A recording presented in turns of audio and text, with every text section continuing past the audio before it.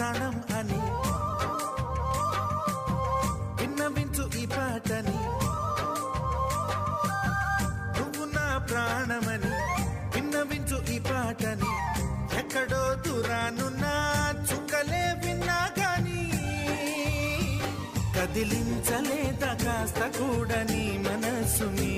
పరదాలు దాటి ఒక్కసారి పలకరించవేమి.